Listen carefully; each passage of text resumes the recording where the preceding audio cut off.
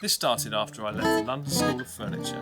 I built guitars in my garage for a while, and 25 years later, there are now 10 of us building our own brand of unique guitars out of our workshop in Canterbury. Welcome to episode 2 of Live from the Atkin Guitars Workshop. I hope you enjoyed the first episode. If you didn't see it yet, it's up on YouTube, so you can subscribe to our channel. I'm going to show you some of the guitars that we were working on last week that are now finished. This is a white rice model. It's got a Sitka spruce front. This is a really nice one. It's got bear claw all over it. You can see all that sort of looks like it's sort of scratched by a bear that's been leaning up a tree in the woods. And then this has got Indian rosewood back and sides. This model is a classic bluegrass guitar.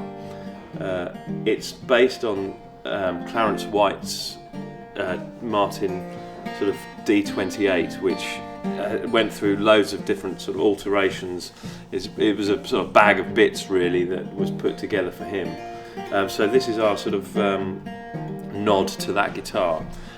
They've got this big sound hole which on the original guitar really would have been like that because it had been destroyed, you know, by overplaying, but it's got a pretty robust full-on sound. So a lot of bluegrassers like that. Also just, you know, people who like big dreadnoughts and a powerful sound tend to go for this, and it looks really cool as well. So that's a white rice. This is really interesting. We've just finished this for a local customer here in the UK. This was painted by our friend Jane Howe, and it was a special sort of order for this guy. It's got it says North Carolina on the bottom there, and here it says there's something in the way she moves, which is a nod to James Taylor.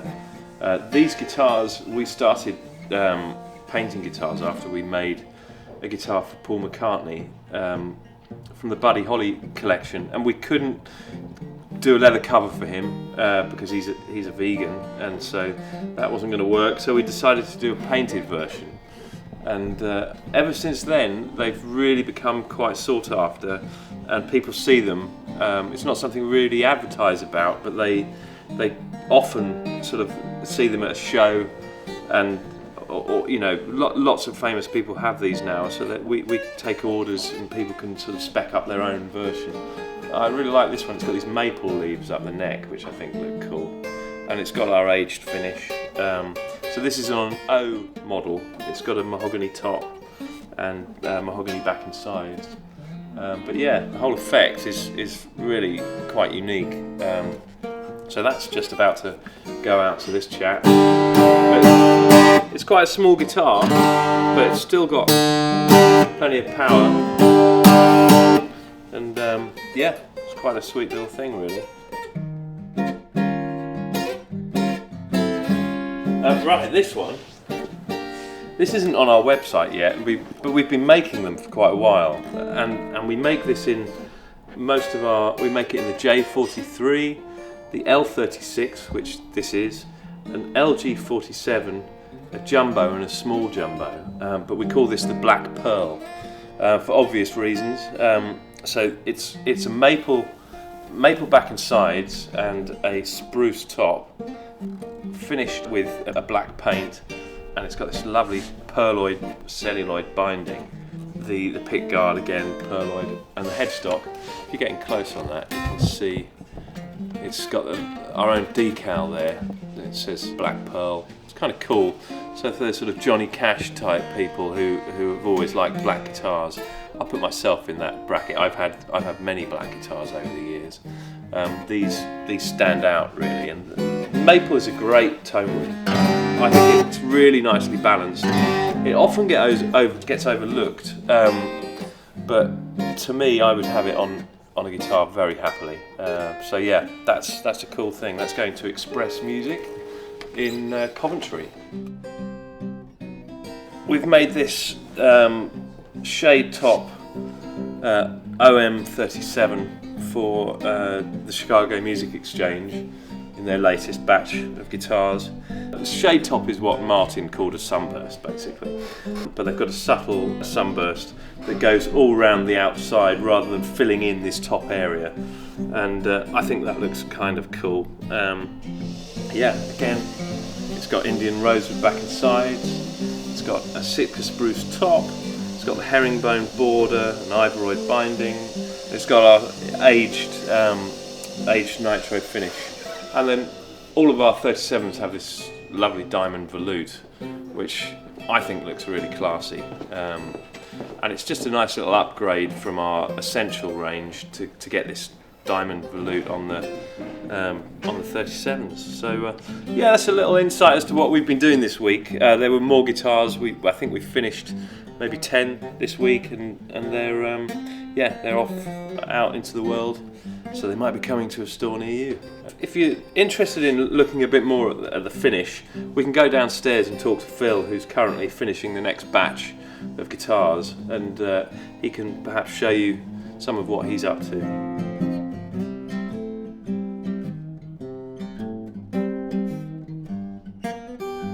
Last week we were just putting these guitars together. Greg was gluing up, so that's now been grain filled. So now what we're going to do is cut this back and sort of get it flush. I can show you some of that actually.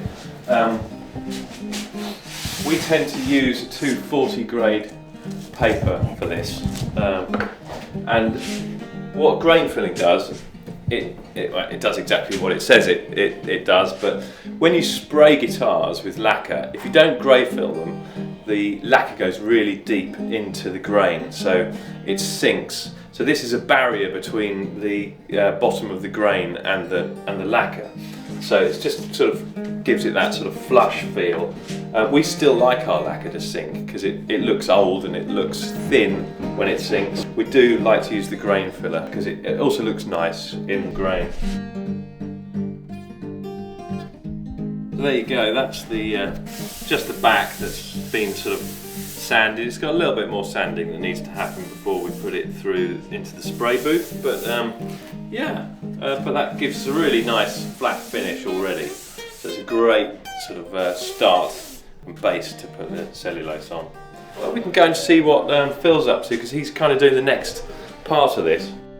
He's put shot one coat after we've sort of sanded the body all over, and at this point he's going to get it to the stage where he can put the colour on the front.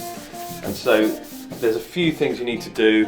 You want to sort of, we mask up some of the rosette and get it sort of as clean as we can before we start applying the colour onto the body. Now we colour it because it makes it look quite a lot older than a sort of a fresh white guitar, and so he's going to mask that up. There's a certain order that you would work in, and if you don't work in that order, it just won't look right, you know. So it's part of that sort of vintage feel. Certain parts of those old guitars, the bindings took colour or aged in certain ways, so they look fresher than different parts of the guitar. So we've got all that down as well. So there's so much more to it, but if you come in here, you can see there's 10 in this batch. So there is a Brazilian rosewood OM37 ready to go through and just have the colour put on the guitar. On our slope shoulder models, we use walnut head veneers and we dye them with black dye to give that really dark ebony feel. I mean, it's darker than most ebony that you can get now.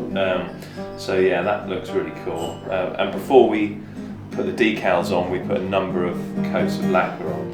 But we're probably shooting between 5 and 10 coats of lacquer on our guitars at the moment for the aged finishes, which is pretty much all we do now. And we're trying to get it as thin as possible, because the guitar really does sing when it's just got the bare minimum of lacquer on it. So there's a line between protection, looking cool, and just having that amount so that it doesn't feel restricted, which is what a lot of modern guitars, I think, feel like, because you know, people tend to go for this ultra flat, shiny finish, which invariably takes a lot of lacquer to do. And yeah, my philosophy has always been a little bit different to that. The proof is in the sound of this guitar. When you pick it up, you can tell the difference. So, go to the machine room, it's very loud.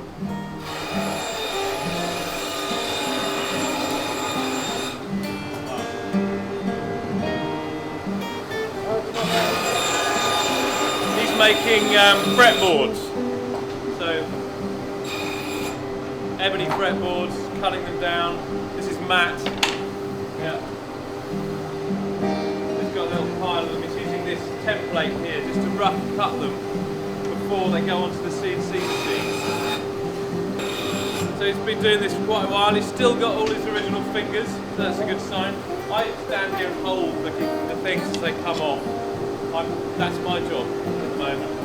One of the things that we've decided to have a war on is dust. Because dust gets everywhere in this game.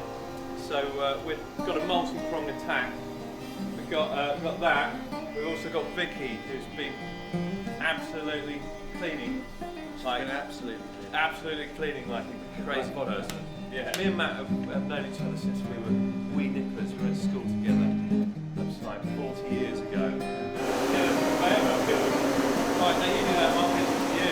So once those are thicknessed, he's going to tape them up with double-sided tape so they go into the CNC machine room. This is our #1 machine. We've had this the longest. And that's just cutting fretboards and bridges, rosettes and head veneers, all sorts. Mark's just about to cut out a top. Yeah, going to laser it out. Don't know if we saw the laser last week, but this is a very cool machine. Most guitar companies, sort of any size now, have one of these. It really makes for repeating the process over and over again in a very, very cool way. It takes a long time to program everything at the beginning, but once it's in there, it keeps repeating it. Over here, we've got files for all of our tops, backs, all of our components. These files are something we refine pretty constantly. We find little tweaks and opportunities we adjust here. You kind of look at the laser almost like a printer. I've never seen a plotter. It's the same principle but uses the laser line. So we mark it up. You have to be really precise in how you lay it out. So we've got a nice clear centre line. And then check we've got enough space. So this magic machine will show us the space it's going to use. Clear. I've marked this one out because we want to avoid any marks on the wood. That one on the guitar. Shut the lid, hit go. In approximately 8 minutes, we'll have the guitar. When we first got this, we just stood here for days just watching it. I couldn't believe what it was doing. I mean, it's an amazing thing. And if there's any guitar makers out there who are wondering whether to get one of these, go and buy one tomorrow. They're amazing. But the one thing that you have to be very careful about with lasers is that we don't really want any sign of a lasered piece of wood on our guitars or in our guitars. So they're very much used as a tool to get precision and repeatability, which we used to do all by hand, but now this has changed the game for us, I would say. We're just the volume of guitars that are being ordered. This means that we can really keep a nice flow going. And typically, someone would be doing this and they'd be doing another job while this is going on, obviously. Yeah. Go to the fact. Yeah. So they take quite a lot of maintenance, though, don't they? Yeah, 2-3 times a week we have to dismantle the laser heads, clean out the wipes. Yeah. Just dust management as well, because it's light. As the light passes through the dust, you get a weak beat. You can see these little sort of notches on this one. That's for a new system of holding the braces while we're gluing them. And I mean, I think that's quite I've not seen that anywhere else, so we shouldn't be showing you that, but we are. Yeah, secret in-house knowledge. Yeah. Where the laser burns through, you get a very clear burn mark. So none of our parts are fitted straight off the laser. So I would say we get to within a millimetre or two, and then all the final cuts of all of our parts are finished by hand. So quite a sort of a crafty machine, but yeah, as with all computer controlled machines, it really is down to the programmer as to how good something is.